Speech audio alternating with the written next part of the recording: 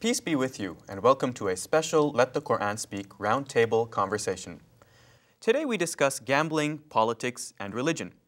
The City of Toronto is considering a proposal to build a mega casino in its downtown core. Proponents say the casino plan will create jobs, boost the local economy, and bring revenue to the city. But opponents argue that the social harms caused by casinos, including those related to problem gambling, far outweigh the potential benefits. Muslim leaders and community activists are joining a broad coalition of concerned Toronto residents in speaking out against the casino plan. Should we be concerned about the expansion of gambling in our communities? Should Muslims and other faith groups assume a leading role in this civic debate? And what role can faith and moral beliefs play in the sphere of politics? Joining me here at Zoomerplex Studio 64 in Toronto is Councillor Adam Vaughan, one of Toronto City Council's leading opponents of the casino, Sandy Garossino, co-founder of Vancouver, Not Vegas, a coalition that successfully opposed the expansion of casinos in Vancouver, Peggy Calvert, co-founder of the No Casino Toronto movement, and Walied Khogali, member of No Casino Toronto and the executive director of the University of Toronto Mississauga Students' Union. I'm very pleased to have you all join us on our show. Thank you. Thank you. So let's get started talking about this issue. Many of our viewers may not have heard about it before. Adam, what is this proposal all about? How did it get started? The provincial government is trying to modernize its revenue stream that it acquires through gambling and through lotteries and through bingo. And they're looking to build a network of casinos across southern Ontario, and one of them is forecast for downtown Toronto. But it's not just any casino. While other communities are getting small casinos, the casino in Toronto is going to be the largest probably in any major city in North America. 5,000 slot machines in a single hall, more than 300 card tables, and then all sorts of other components attached to that. It'll be the size of 7 football fields. 2 large super tankers plus an extra football field left over perhaps for the mayor to pay his high school football games on. But this is a substantially bigger proposal than any other city has ever seen, and with it comes huge consequences. The proponents like to talk about the jobs that are created, but what we know about casinos is that they kill a job for every one they create. We know that the impact on small business is going to be devastating because the casinos suck people out of the city into the casino, but they also want to pack this casino with hundreds of restaurants, and that's going to hurt other small restaurants in the downtown. But then there are, from all of that, these sort of wild proposals about how much money the city's going to make. The mayor talks about $200 million. City officials talk about less than that, $168 million. The provincial government talks about a lot less than that, $50 to $100 million. But when we look at the projections and the size of this casino, which will be the equivalent to all 7 Vancouver casinos landing on one spot at one time, if you take all the revenue that 7 casinos in Vancouver make, which is still less than the size of the Toronto casino, they only make $700 to $800 million. This one's projected to make $1.4 billion. We have no idea why slot machines in Toronto outperform slot machines anywhere else in North America. So when we get into the nuts and bolts of the figures, what it really shows us is that the province is probably right. It's probably about a $50 million proposition for the City of Toronto. And then we have to measure that off against all the economic impact. And most importantly, I think, at the end of all this, because no one else but us are talking about this, is the social impact, the damage this will do to the families that get caught up in problem gambling. And at that point, this isn't a great idea, this is a really bad idea, and that's why groups across the city have come together to oppose this. We can talk about the economics, but at the end of the day, what you're going to really be talking about is problem gambling and the impact that has on people and people's families and the fabric of our community, and is this the right way for the government to manage risk in Toronto? And my answer to that is a quite emphatic and a quite clear no. Okay, great. So Peggy, you're one of the co-founders of the No Casino Toronto movement. What inspired you to get involved in that and to take the lead in that movement? We saw an interview with Ken Greenberg, who is a Toronto architect and urban designer. He was on Steve Paikin's The Agenda. And I really had no preconceived notion of what a casino was. He showed slides of cities where he's doing a rescue now. And they were these huge boxes with either no windows or darkened windows. We were told that the interior, you can get terribly confused as to where you are because just the way they have it specifically designed. So you can't find the exits very readily. No clocks so that you lose track of the time of day. And the initial proposal was to put this box that has absolutely no organic connection with its environment on the waterfront. And we thought, what a horrible use of beautiful parkland on the waterfront, where it has absolutely no organic connection. And so that's what motivated us to start doing our research. And it was in this journey of research that we saw or read about the incredibly bad social problems that ensue from such a business model. And so that revved us up even more. You know, at first it was bad use of park space, and then it was the social fallout, which we found totally untenable. Mm. Okay, very interesting. And Sandy, you've battled casinos in Vancouver, and Adam mentioned something about, you know, the number of casinos there in Vancouver. What can we learn here in Toronto based on the experience of casinos and that battle that you took part of in Vancouver? Well, what was interesting about the Vancouver experience is that in some ways we're several years further down the road. We've had a huge proliferation of gambling in the Metro Vancouver area and in British Columbia. We've experienced it, and what has come out of that experience for the public is that the public is decidedly against this. Once a community experiences the impact of casinos, they really turn against us. We were lured by the money, lured by all the promises, many of which, or most of which, have failed to materialize to the extent that they were promised. And we have also experienced devastating impact in terms of organized crime. Its nexus and connection has been astounding. I'm a former Crown prosecutor. I specialized in organized crime. My relationships with senior policing veterans in the organized crime field will go back decades, and they were adamant to me that this was playing with fire. We've had huge problems with loan sharking. Loan sharking itself advances criminal activity because, of course, people cannot pay loan sharks, and then the loan sharks teach criminal activity to their victims, how to defraud employers, how to siphon money out of families, how to embezzle, how to defraud credit cards. So there's a whole criminal nexus that comes out of this. And in addition, the addiction was, I was quite stunned. Like Peggy, I didn't come into this on any kind of crusade, but you peel back the surface, the promises, the shiny figures, and what is revealed is something vastly different. So it seems that, you know, we're generally sold this idea, you know, go and have a little bit of fun at the casino, but it turns out to be something much more dangerous than that on a kind of a societal level.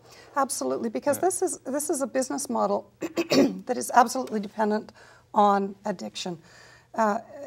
Experts expect, excuse me, academics think that it's 30 to 40% of casino revenues are generated by addicts. And you can see that by the business model. It's a 24-hour-a-day business model. And look at the huge amount of square footage dedicated to slot machines, which are the crack cocaine for addicts. This is not the entertaining social gaming table, you know, blackjack and poker, whatnot.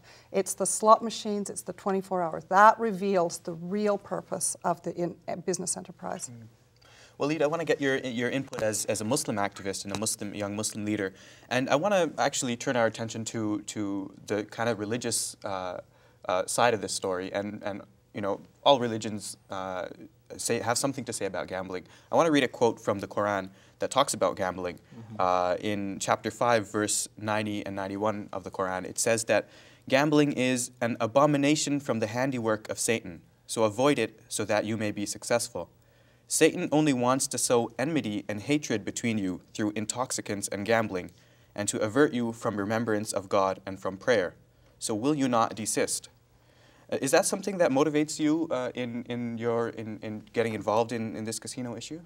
Yes. In fact, you know, I was reviewing that quote before the show, and you know, I was thinking about it, especially when I got involved in the campaign.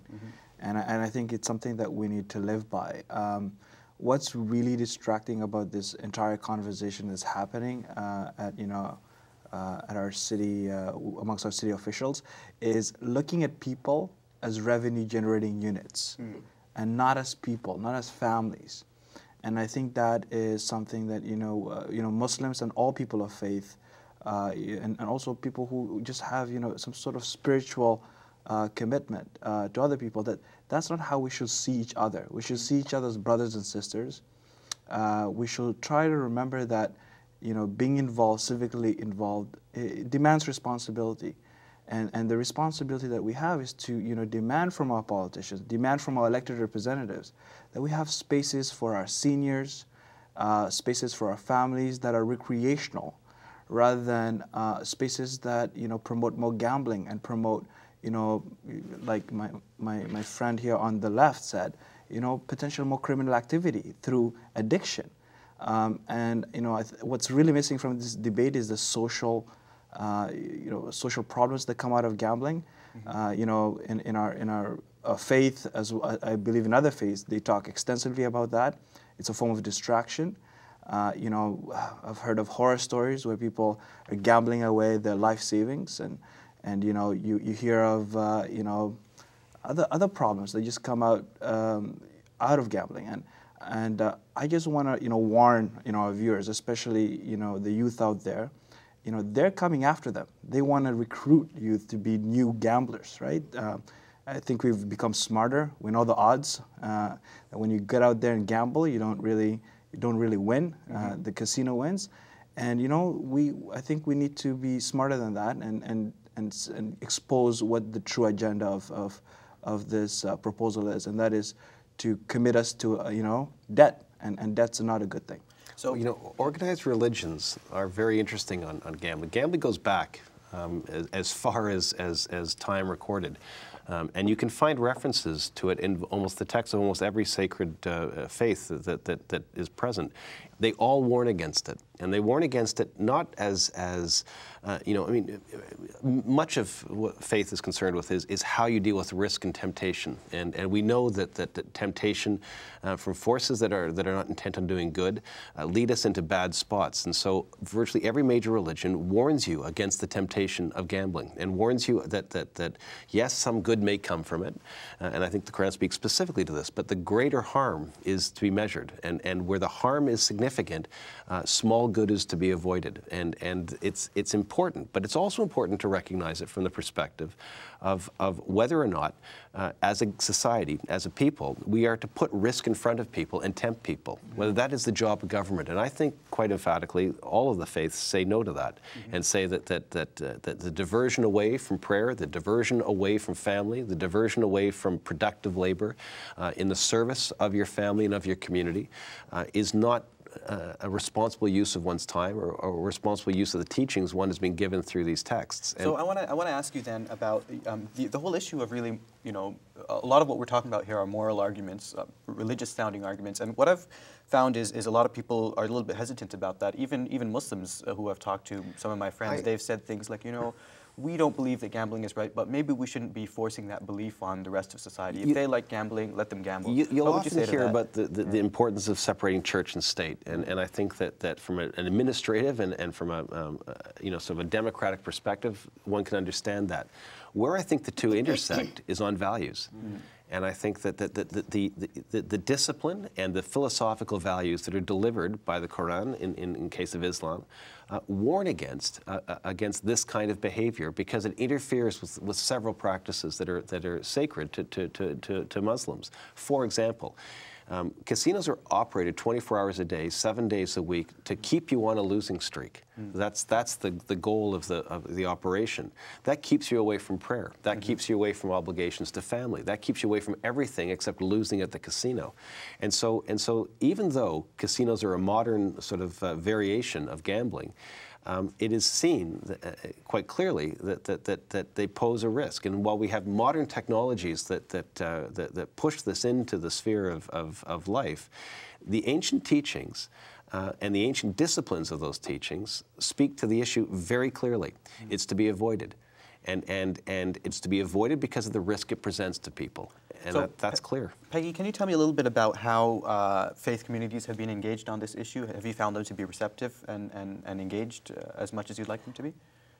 Initially, no. I think it was an issue that was not really on their radar. But what I have found is that lately, especially since the end of December, perhaps, that people are now becoming mobilized, and they're becoming mobilized across the religious spectrum.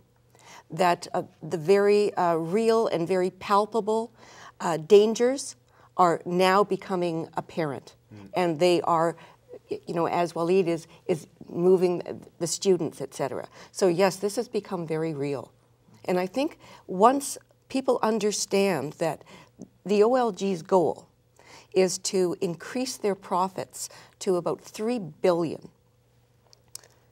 That they're not building a better mousetrap that we're going to buy and therefore sort of enhance our living.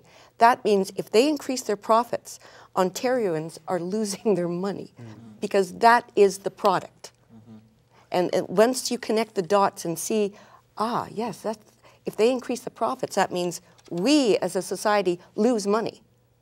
Once that becomes real, then people start to pay more attention. Okay, we're quickly running out of time. This is a very fascinating discussion, but Adam, how about, can you let us know, let our viewers know, you know, if they're motivated about this issue, what they should be doing to get involved? Well, first and foremost, go to the nocasino.org website and sign the petition and automatically send a letter to your councillor. But that's not good enough. Councillors need to hear from people that this presents a risk. We know that government doesn't do a very good job of dealing with problem gambling. We know that mosques and churches pick up the pieces when families are devastated by this. So it's critical that you call your councillor and ask them to act to prevent this, and not simply to sit on the sidelines and pretend that there's an economic argument to balance this out. People need to be held accountable for the position they hold on this issue, and we need people of all faiths, of all parts of the community, to call their councillors and get them on the record to say yes or no to a casino and why. The second thing is I think they should also call Queen's Park. Queen's Park has created this dynamic by introducing this debate to communities right across Southern Ontario. If Toronto doesn't get it, it may be coming to Mississauga or Markham. And so we need Queen's Park to understand that this concerns us and confronts our position of what we think responsible government should be. And so calling Queen's Park and asking Queen's Park to back off on this is equally important. But I also think it's important in the mosques and in the social gathering spots for people to talk about this publicly and to talk about the problem gambling, because one of the things that's most horrific about this debate is it doesn't take long, within about a half an hour of a conversation starting, for someone to say, yes, my uncle. My uncle got caught up at the racetrack, or my grandmother went to the slot machines and never looked back.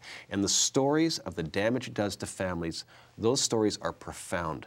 And when they're heard, people immediately come to their senses and do the right thing. And that's what the teachings in the books tell us, but it's also what the teachings in our community should be telling us. And so call your councillor, call your MPP, and talk about this with your friends and get the story out that this is something that can be stopped, must be stopped, should be stopped. Okay, great. Thank you all very much. There's so much more that could be said, and I thank you all for your leadership on this issue and for joining us today for this conversation.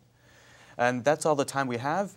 For more information about the casino issue, you can check out www.nocasinotoronto.com.